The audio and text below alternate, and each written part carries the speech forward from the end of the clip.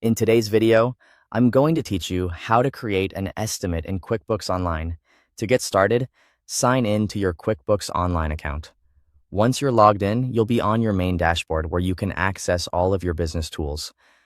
Make sure you're in the correct company file before moving forward, especially if you manage more than one business.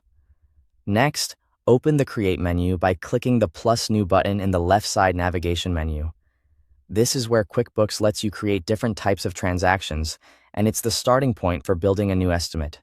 From there, look under the Customer section and select Estimate. This will open a blank estimate form where you can begin entering the details for your customer.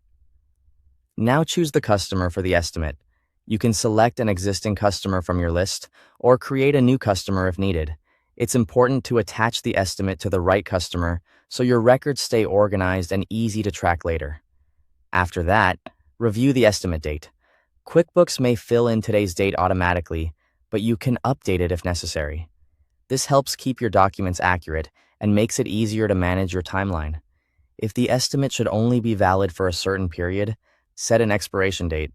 This is useful when pricing may change or when you want to encourage a timely response from the customer. Next, add the products or services you want to include in the estimate. In the Product or Service section, enter each item that applies to the job or sale. If your items are already saved in QuickBooks, this step will be faster and more consistent. Once your items are added, enter the quantity and rate for each one.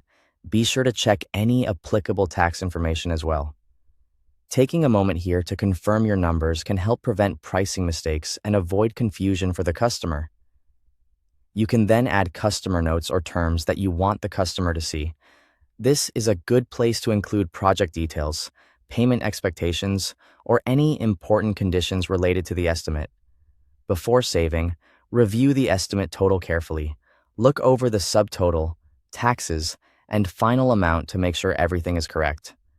A quick final review can help you catch small errors before the estimate goes out.